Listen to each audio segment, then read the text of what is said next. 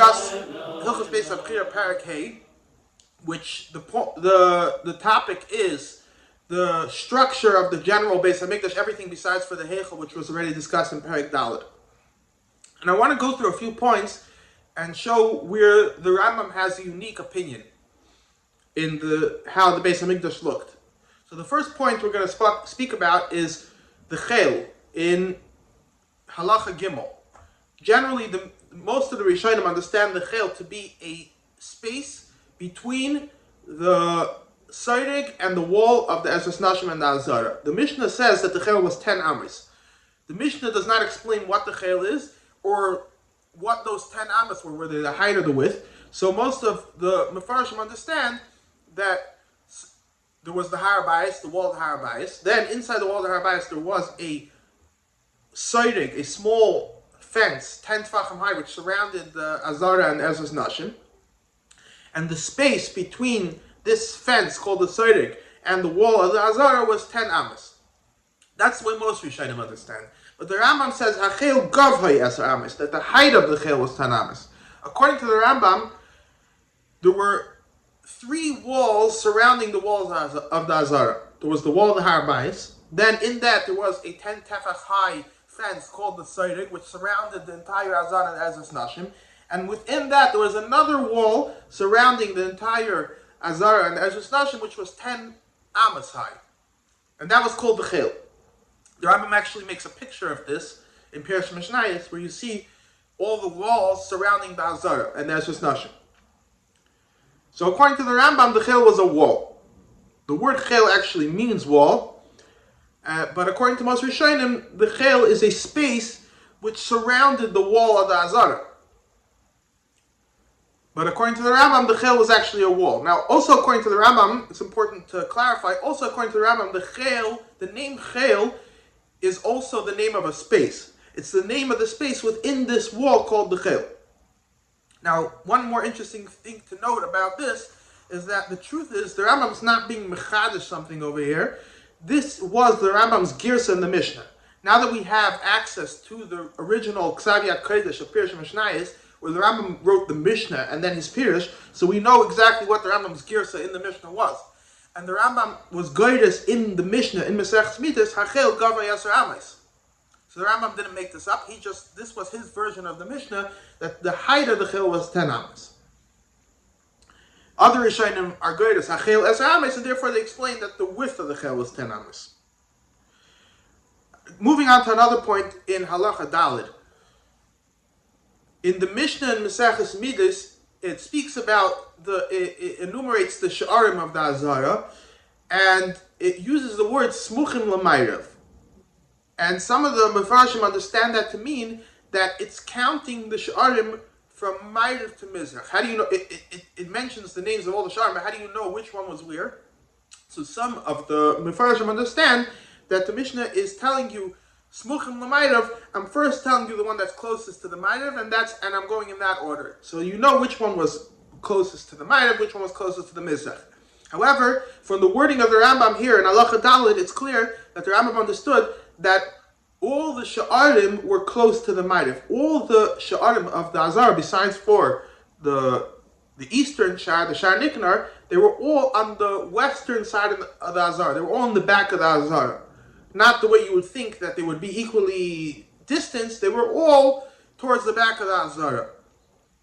The words of the Rambam, V'shiva Sha'arim Hayula, Shloisha Min Hatzafin Smuchim L'mayrav, that the 3 on the north side were close to the west, Shloisha Min Hadarim Smuchim L'mayrav, and the 3 on the south side were also close to the Mayrav side.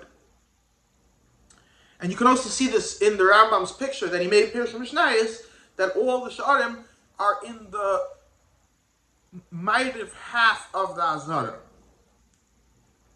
Another interesting point according to the Rambam is where the Beis Hamoked was. In Halacha Tes, the Rambam says Ubayis Gadol Hayu B'tzad Azarah B'tzvayna Mibachutz, that the Beis Hamoked was outside the Azarah. Most of the Beis Hamoked is described in the Mishnah that part of the Beis Hamoked had the Kedusha of the Azarah, and part of the Beis Hamoked had the Kedusha of the Har Bayis, or the Cheil.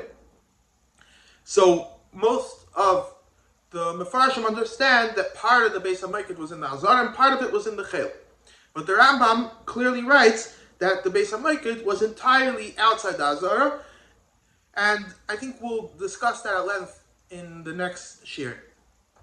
You also have another interesting thing about the place of the Mizbeach according to the Rambam. The Mizbeach, so there's a machlokes Tanaim where the Mizbeach was. You have one opinion that the Mizbeach was in the center of the Azarah, that's the opinion of Rabbi Yehuda. Then you have the opinion of Rabbi Yossi that the Mizbeach was entirely in the northern side, in the tzafin side of the Azarah. Then you have, the Gemara brings there, Rabbi Eliezer ben Yaakov holds that the Mizbeach was entirely in the Darim side of the Azarah. Now, in the Mishnah in Maseches Midas, it describes the place of the Mizbeach, and it describes how the order of how everything was set up from south to west in the Azarah, and it says there was this amount of amos for this amount of amos for that. So based on that, you can understand where the Mizbeach was, but the Mishnah is not exactly clear, so you can understand the Mishnah in different ways. But what comes out from the Mishnah, according to the Rambam, and the Rashi also learns like that the Mizbeach was mostly in the southern side of the Azarah, in the Darim side, but it was sticking out 7 amos into the northern side of the Azarah. So it wasn't completely on one side, not completely on the other side. And it's an interesting discussion. Is this the opinion of Rabbi Eliezer ben Yaakov, who the Gemara says held that the Mizbeach was entirely in the south side of the Azarah, and the Mishnah Midah seems to say that it was mostly in the south side of the Azarah. So there's different ways of understanding it, but whatever the case is, the Rambam understands the Mishnah that the Mizbeach was sticking out 7 amos into the northern side of the Azarah, and he paskins like this the halacha. Rashi, although Rashi has a long discussion about this, and his maskana is that the Mizbeach was sticking out 7 amos into the